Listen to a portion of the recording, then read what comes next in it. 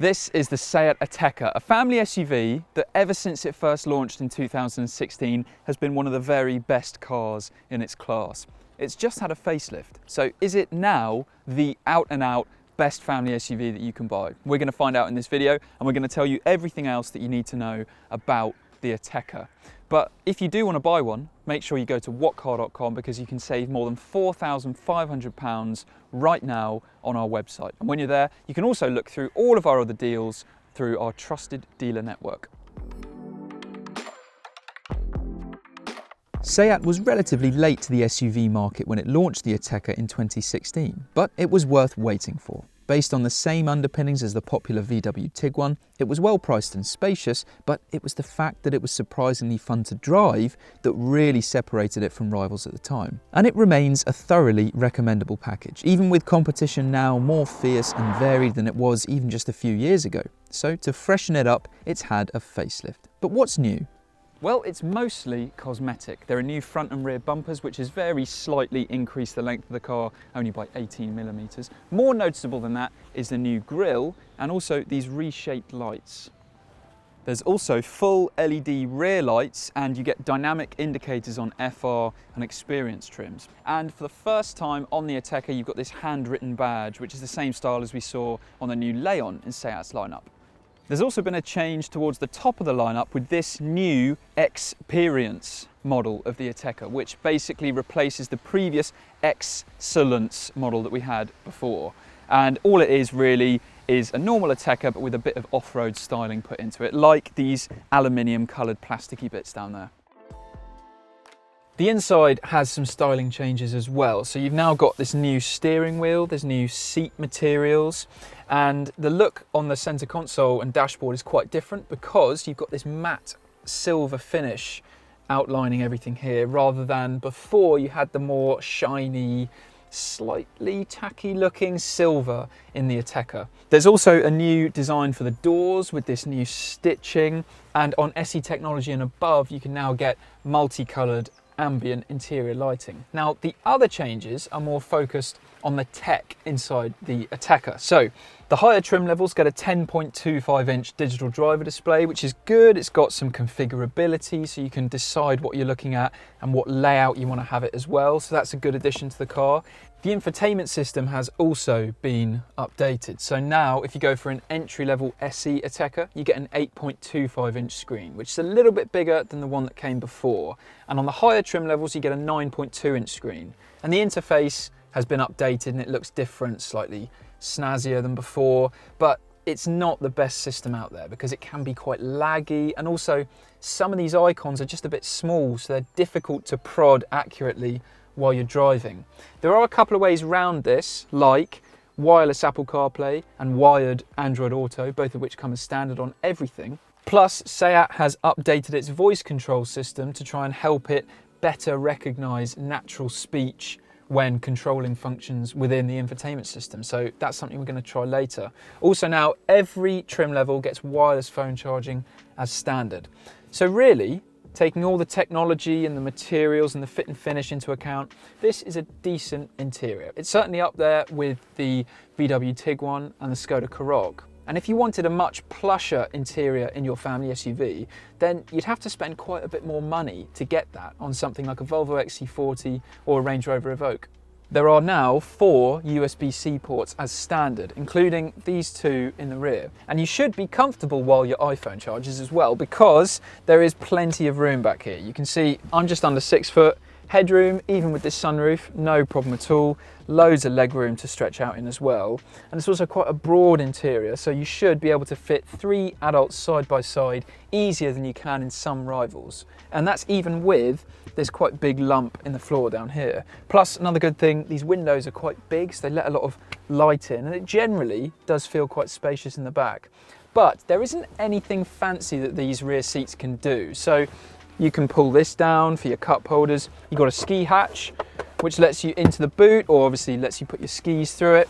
There's Isofix fittings as well, But in the VW Tiguan, you can slide and recline the rear seats, and on some versions of the Karoq, you can remove them entirely. Plus, the rear seats split fold, but they do so in a 60-40 manner, rather than the more practical 40-20-40 that some other rivals offer as well. So it is very spacious back here, but it doesn't do any of those fancy practical tricks like some of its rivals offer.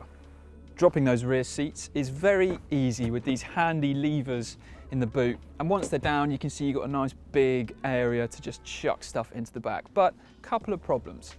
The seats don't fold completely flat, which isn't such a big issue, but you can see they're at a slight angle. The bigger problem is that you've got this big loading lip at the front, you've got another ledge at the back of the boot there as well. So if you're trying to slide in stuff to the back of the Ateca, then it might be a bit difficult to navigate over those dips and crests. But with the rear seats up, you can see that it's a nice big square practical space. It's also quite deep as well. We managed to fit 8 carry-on size suitcases into the boot of the Ateca, but the Skoda Karoq is even bigger, and we got 9 into that. Plus, if you go for a 4-wheel drive model like the one that we've got today, then boot space is reduced a little bit by about 5%. So the Ateca is nice inside and it's practical, but really that's the bare minimum you'd expect of a family SUV, isn't it? The Ateca has always stood out from the crowd on the road. Now, let's not get carried away. Tall SUVs simply cannot handle as well as equivalent hatchbacks.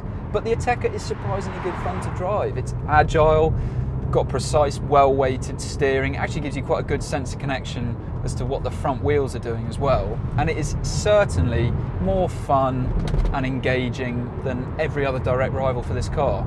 If you like driving and you have to have a family SUV, then the Ateca should be at the very top of your shopping list. But if you want a family SUV and you value comfort above everything else, then that's where there might be better choices than the Ateca. Because the price that you pay for that feeling of agility and impressive cornering ability is a slightly firm ride. So the Ateca isn't uncomfortable, but you do have harsher impacts over road imperfections than you do in other cars. But the good thing is that when it does go over a pothole or something like that, it's really well controlled and that impact is dealt with very quickly. Whereas other softer rivals might take longer to regain their composure once they've hit an impact on the road like that. So the Ateca isn't uncomfortable, but the Skoda Karoq is still a more comfortable choice. And it's interesting, isn't it, that the VW group have made the VW Tiguan, Skoda Karoq and this Seat Ateca all on the same platform. They've managed to give them all quite different characteristics, and the Ateca is definitely the sportier one of the three.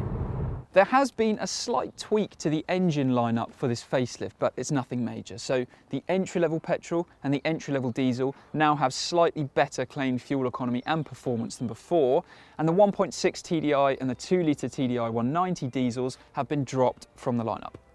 But it's the 1.5 TSI 150 which remains our favourite choice in the lineup. The entry-level 3-cylinder 1-litre is an impressive petrol engine. It's great around town, but if you're going to be doing motorway miles or longer journeys every now and then, that's where you're really going to appreciate the extra power that you get from the 1.5 150. We're in the 2-litre TDI 150 and it's a strong, impressive diesel engine with pretty good fuel economy as well, but it's not expected to be the biggest seller in the lineup, of course, because of the massive downturn in diesel sales, so most people are going to go for the petrols, and if you do, you'll be impressed by the choices on offer.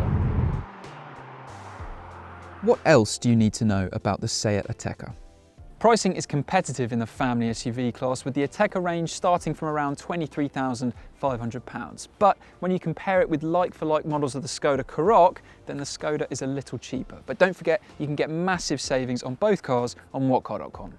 There are a lot of trim levels to choose from, and really even entry-level SE is great value for money. But we'd look at FR. It gives a sportier look inside and out, as well as gaining automatic lights and wipers and the bigger infotainment screen.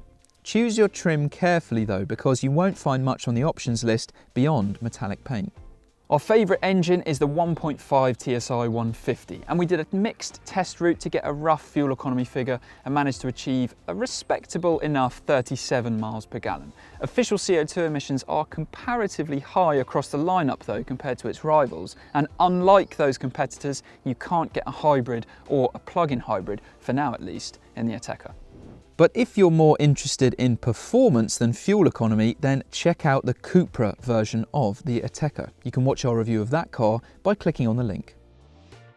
If you like the slightly sporty SUV thing that the Ateca does, but you need a bit more space, then you might be interested in the slightly bigger Seat Ateca. The voice control system actually works. Play BBC Radio 6 music. BBC Radio 6 music. Turn the radio off. Pardon? Turn the radio off. Pausing voice control. Okay, maybe it isn't that great. All versions come with automatic emergency braking and plenty of other electronic safety wizardry. However, lane keeping assistance and blind spot monitoring are available only on Experience versions and above, which are pretty pricey. Range-topping Experience Luxe cars get side assist, which can stop you steering into a lane occupied by another car, and exit assist, which keeps an eye out behind your car while you're reversing out of a parking space. So the Seat Ateca has a nice, practical interior, and it's better to drive than every other rival. The facelift really hasn't changed that much, so it does remain the case that the Skoda Karoq is a slightly better, more comfortable overall package. But still, the Ateca is a thoroughly recommendable family SUV. And you can save more than £4,500 on one right now on whatcar.com. And if you go to our website, you can also see all of our other deals on every other new car provided by our trusted dealers. If you've enjoyed this video, it'd be great if you gave it a like. Please leave a comment below telling us what you think of the new Ateca, and make sure you're subscribed because we've got loads of new video reviews going live every week.